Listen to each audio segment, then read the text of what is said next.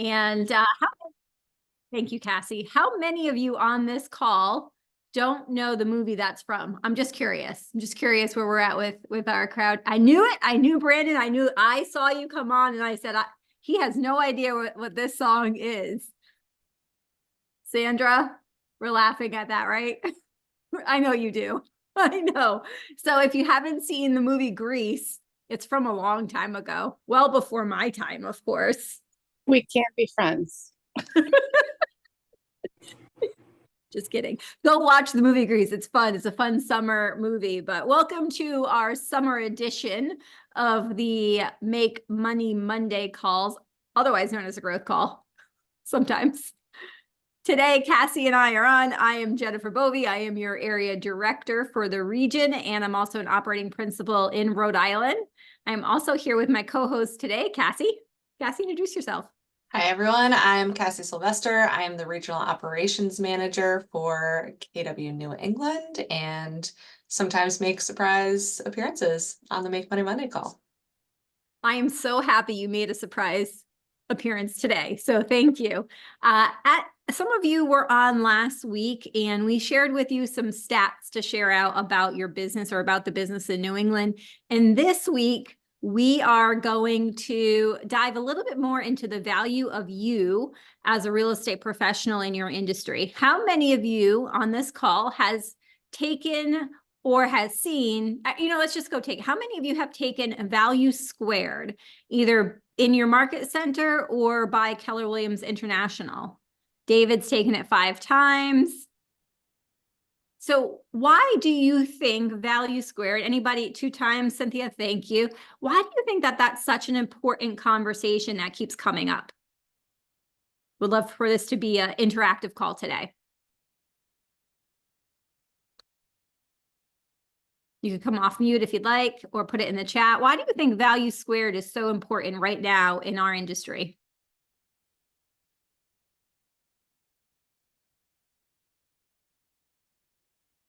I'll go. Go. Now more than ever, we need to know or be sure of how we present ourselves or how we present our value, so we can justify that it is important for each party to have their own representation, and that we value ourselves. So we provide value, and then we have value ourselves for us to earn that commission or compensation. Very well said. Thank you so much for chiming in. I am working on living in the pause because I just want to say something in that pause, but I'm living in it and see what happens. Gold happens. So thank you so much for adding that. And that's exactly what it is. We are going to have to fight a little bit harder or have different kind of conversations a little bit differently than we have had in our industry previously. August 17th is going to come up on us really quickly, and that means that there's going to be some changes within National Association of Realtors, which is going to come down to our level. What does that mean for you and your business? That means right now is the time to dial in and put your foot on that gas pedal and learn as much as you can on your value. So we're going to share a couple of slides with you later on this call that are going to help you explain what you do as a real estate professional. Because you know what? A lot of times people out in our world, they think they know what a real estate agent does. And then it's the reality of what we actually do. And it's 2 separate things. How many of you on this call thought you knew real estate before you got your real estate license? You're like, I got this. I know what this is all about. How many of you? Some of us, none of us. I see a couple of heads shaking. Amy, hi. No. Oh, Cynthia did. So I'll tell you my experience. I was 22 years old when I got my real estate license, and my grandmother told me that I would be good at it. So why not go get my real estate license? And I did, because, her dad was in real estate and he did a really good job at it. So destined to be in the family, right? So I got my real estate license at 22, and I went to the office that they told me to go to in my town. I showed up and I spoke with the manager and I said, well, do I have the job? And he's like, yeah, absolutely. Like, you're hired. I'm like, wow. I must be really amazing. I must be really just awesome. I got that. So that was such an easy job interview. Wow. And then it was pretty quick that it was not what I thought it was. I thought that I would come into the office, they would give me the buyers, put them in the car with me, tell me what houses to go to list them. And I would go to those houses or show the houses that they told me. The buyer would buy one of three, right? That's what we know, one of three. And then you get your compensation, or you get your paycheck. Well, it was definitely different than that. All of us know that at this point in having your license, that once you go through pre-licensing, that teaches you everything, right? That teach you everything. The one thing that I remember from pre-licensing is 43,560. What is that? Everybody remembers that in pre-licensing, right? Melissa, I see you shaking. You're like, yes, I remember that too. 43,560. What is it? First one in the chat. I want to see it. What does that number represent? An acre. 1 acre. That's an acre. That's the one thing we remember. Anyway, that does not prepare us for what we need to get ready in our real estate world. We have to actually have a value proposition, right, Cassie? I know you worked for a team for a while, and did they have a value proposition on why people would hire them to sell their houses or buy houses with them? Yeah, it was actually a high expired market time when I was working on a team. So it was competitive out there. We had to be prepared to show our sellers like why they should list with us over the other 10 realtors they were meeting with that day. And like you mentioned, Jen, there are so many people out there outside of our industry that don't understand what it takes to be a realtor, and what goes into selling a home, and how we're paid out. Obviously, that's a big portion of what's going on right now, and helping people outside of our industry understand that is where a lot of the conversations need to be had right now. Absolutely. And that's why we're talking about it today. And we're going to continue to talk about it as we have these calls, because again, you might not think it's shifting a lot behind us, but it is. In the book Shift, it says in there, it happens so slowly and then suddenly. You ever seen a shift like that? How many of you were in real estate in 2008 when the bubble basically popped in front of our face? Megan, Elaine, how was it? Did we know? It was like one of those things that we slowly saw some signs, some red flags, some, right? Some. And then all of a sudden, I think it was like July 8th, 2008. It was like the wind got sucked right out of our industry in Rhode Island anyway. It's different times for different areas. But in Rhode Island, holy mackerel, it was like the market completely stopped. Elaine, do you remember that? Well, I started in May of 2008. So I didn't know anything different. So we just went with the flow. We just I went with it. I learned the skills that we needed to then, but I didn't know what happened before I started. Wasn't a big deal to me. It was like, this is how we do business. This is it. So we adjusted, and how many years later, I'm still here. So we adjust, we move on, and we will adjust again, and we'll keep moving. You're absolutely right. And in 2008, we had to adjust. And I don't know if you guys remember this, but we had to learn short sales.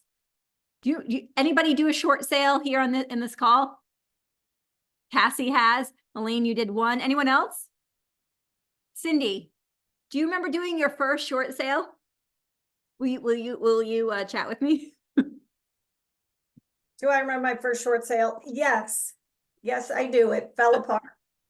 Tell me about it. Was it, were you like, what is this process? And is this ever going to figure itself out? It was a very, very long process. Being my first one, I had asked, around it, and the listing agent was co-broke from KW. So we had a good rapport starting out, but it was like an $80,000 house, and then it had a water leak, and the appraiser came out, and it didn't appraise at 80,000. It appraised at like 78,000, and the buyer wouldn't go up, and the bank wouldn't go down. It was just a mess, and the buyer ended up walking over it. You know what? And that was the crazy thing, is we had no idea how to navigate short sales. We had to figure it out. I had one, Cindy, that took 4 years. 4 Both of mine years, took 2. 3 buyers. That particular one took about 9 months, but I did have one that went over a year. So that when the attorney and people were looking at documents, they were saying we needed stuff that we didn't have, but they were looking at the wrong year because it had gone over. And by that time, the market went up and it wasn't even a short sale by the time we closed. Oh, wow. That That's, time was wasted. that's fun. That's it. Well, you know, the point of this is that we had to adjust to that market then. It wasn't about our compensation. Actually, it was, because we had to negotiate our compensation in short sales because there wasn't the money. So the bank had to approve that. So we did. We just have to do it a little differently now, as far as how transparent we are with where the funds are coming from, if the funds are coming from the seller or not, and such. So again, all I wanted to come on with Cassie and discuss with you guys today is, how are you getting ready for August 17th? And, you know, I'm using August 17th because that's when NAR is coming down with their changes. Most local MLS and boards are already changing their forms currently and are getting ready prior to the 17th. I just don't want anybody left behind and saying, oh my gosh, I have to use this buyer representation agreement now. How do I do that? How do I value my compensation? So these conversations are going to be very important going forward. As you know, when you're sitting with your buyer has 3 options when you're reviewing the buyer representation agreement. Anybody know what those 3 options are for compensation?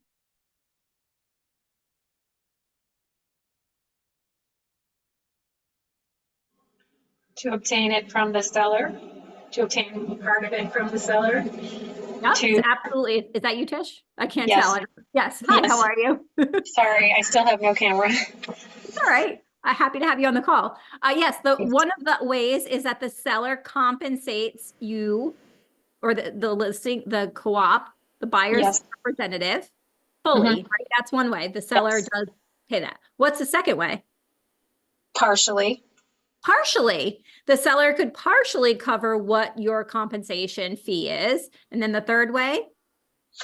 Could be a number of things, either through a concession that is allowable with the lender, or perhaps a gift that's oftentimes some relative or something contributes to help the kids buy the house, kind of thing, or directly from the buyer. Right. So that's the third option, is that the buyer will be responsible for the compensation. Now, you could work on what that means for the buyer, meaning that you could put it in the offer, meaning that they could pay you outside of the contract. There are many ways that you could handle how you're getting that compensation and get creative with it. But that third option is the buyer does have to pay your compensation, right? Now, how many of us have been having that conversation for a while now?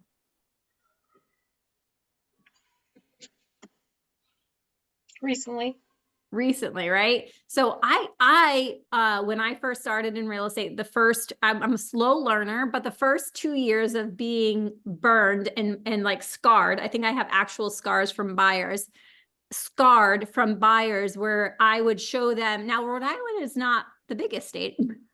It's actually the smallest, right? So I would show a buyer a house in Gloucester, Rhode Island, which is northern Rhode Island, to Westerly, which is the bottom of the state, all in one day, to find them a $250,000 waterfront home with 3 bedrooms, 2 bathrooms, and a dock.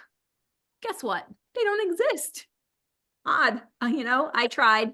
But we looked at all the properties we could that fit their criteria. And you know what ended up happening? Without a buyer representation agreement, they never ended up buying with me. Because 2 things were out of line. One, their criteria was way out of line for what they want to find in their pricing.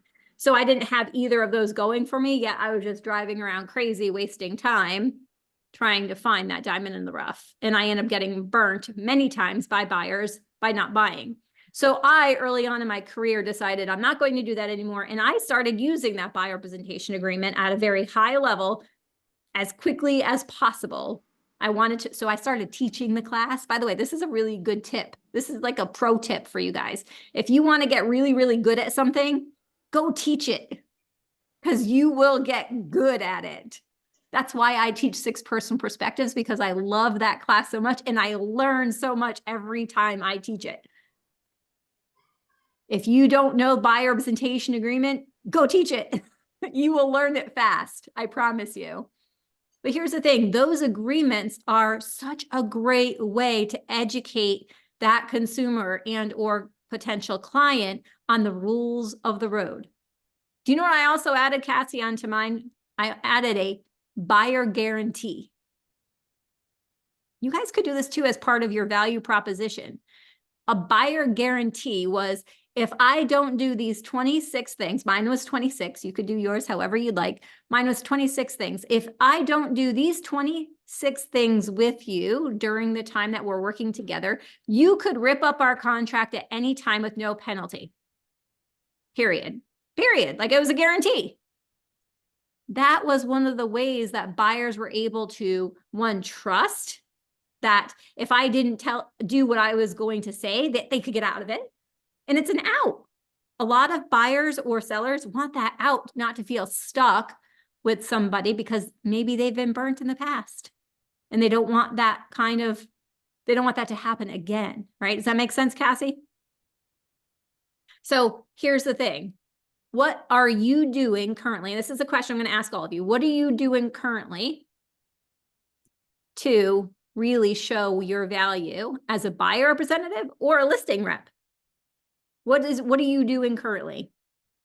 One thing I want to hear from a lot of you, as many of you as could come off mute. I want to hear, what is your one thing you're working on that you are articulating your value?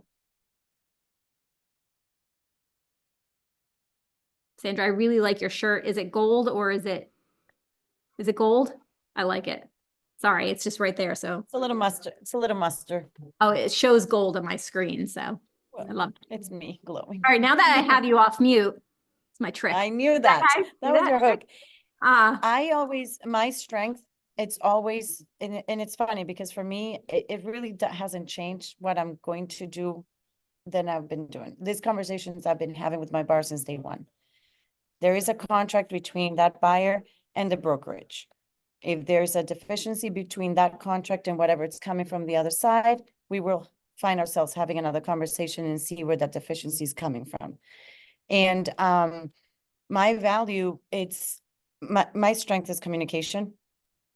I keep, I'm very tight on communicating in all parties and keeping everything together like glue. And I just work really hard on that. That's my strength, my biggest point, social media, as I like it, and my, attending and looking under the rocks on the buyer side. Listing side, it's all about promoting it as much as I can. Open houses are my strength. So you just have to, as much as we have value, or we could have value in so much of it, we need to find, I would say, our top 3 most, their strengths, and then just lean on that and make sure that those are the ones that are going to make us stand out from other people and, creating, that is our strength.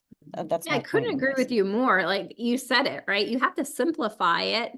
And if your thing is communication, like that is your value, like that is your thing. That is what you're going to be promising them throughout the entire transaction, is that my communication with you is top notch and here's why. Like you don't have to overcomplicate it, right? Like that's the thing. Like The a lot education. of times, yeah. And the education part of it, I mean, I don't want to say fear, but I am very, I'm very cautious with the first time home buyers too, because for them, it's already a nerve-wracking transaction. So from the consultation part of point, I educate and I teach every single step. And I always remind them, remember when we talked about this? And I bring them back to that first consultation, because once we do the transaction, we're in the heat of the moment. They might forget stuff. It's so much thrown at them that's where it's communicating, educating, and keep them in the loop and give them enough information for them to do the educated decision. Because at the end, they're the ones that have the last call. I love all of that. Thank Jen- you for sharing. Go ahead, Cassie. Something I picked up on Oh, sorry, Sandra, go for it. No, I just have one question because Lisa didn't sign in, but she has a question. I stepped out of the computer when you were talking. Could you ask the Yeah, question? yes. Hi, how are you? Good, how are you? Good, good. You had mentioned, okay, we talked about the 3 different ways a buyer, a buyer agent can get paid.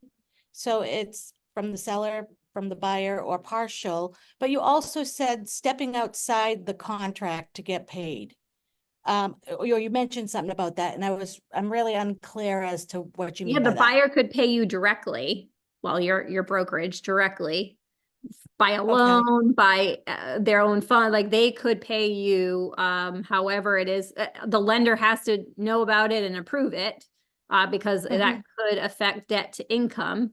But as long as it's a contract. So as long as you have it where the buyer is paying you outside of your transaction, it's just basically like an invoice to the buyer. Okay. Does Okay. that make sense? Yes, it Yeah. does. And so where would we indicate that, like during a purchase, where do we put that in writing or what? Very form? good question. So your market center will have the updated forms with all of this rolling out. I know some multiple listing service, like I know in Rhode Island, they haven't come out with their forms yet. Connecticut just did.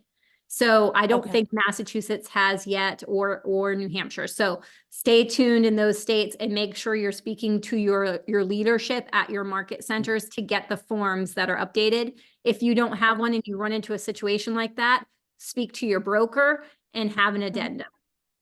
Okay. Okay. Thank you very much. Yeah, of course. Of course. Any other questions on that? I want to make sure we don't skip over anything. And Cassie, I know you want to add on to that. Yeah, I'm gonna add on to what Sandra said, and also Sandra, I didn't catch her name, but whoever is right Lisa. next to you. Who was that? Lisa. Lisa. Lisa.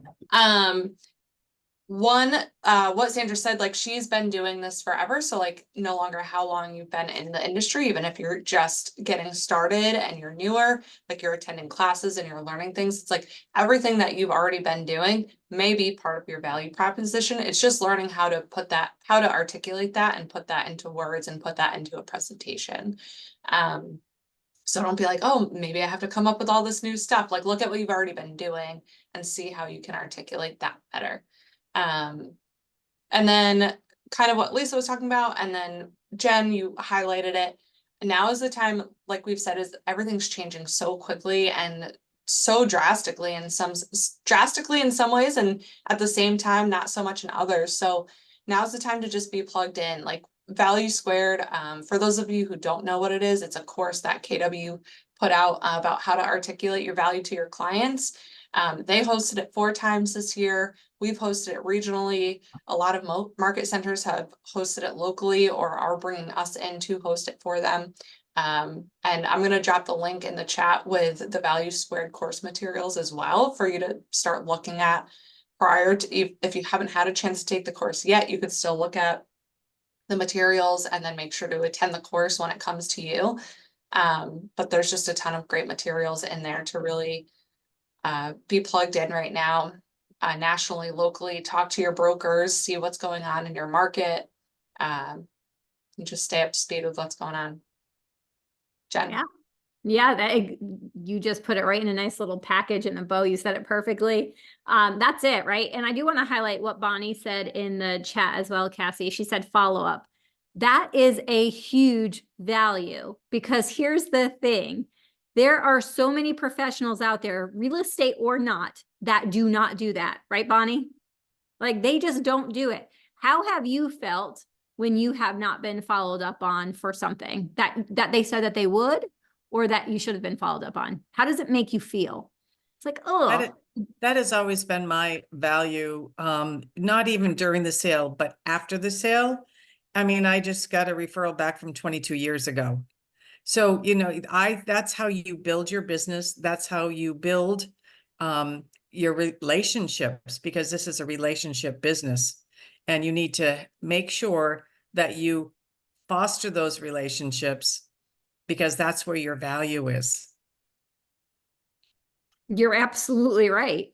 You're absolutely right. And here's the other thing is what I've noticed in the industry is agents overpromise stuff and they underdeliver. And that in itself will be a detriment to your business. You will lose trust. If you said you're gonna do something and don't, people won't come back to you. This is going to be the time where we do the complete opposite and you underpromise and you overdeliver at such a high level, and make sure that you add that follow-up element into everything you do. Okay, so we have a couple minutes left. We need to show them the content, Cassie. I went way off script here and had a full conversation, but let's show them what we have for material this week. What we're going to be talking about this week for your social media is all about you, educating the consumer on what you do. What do you do for a listing presentation? What do you do when you get to closing and beyond? All of our graphics this week are to tell them, hey, this is how we do our business, right? So why work with a realtor series is what this is called. And you could see, I'm trying to scroll and I can't because it's Cassie's. So the first one here is all about transaction management. What we do, we manage transactions. We manage how it gets done. It says negotiations, contracts, legal stuff, no worries. A realtor handles all of the nitty-gritty details to ensure a smooth transaction from start to finish. Here's where you could add, if you wanted to, add something specific to you and your business or your value. Like Sandra, maybe you put the best communication. My value is the best communication while negotiating contract stuff, legal stuff, all that.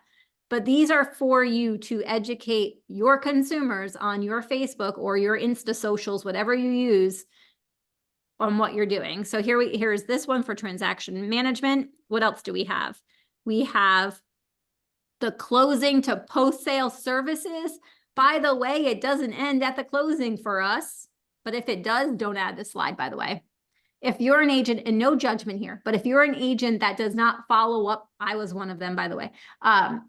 If you're an agent that doesn't follow up after the closing, don't put this one out.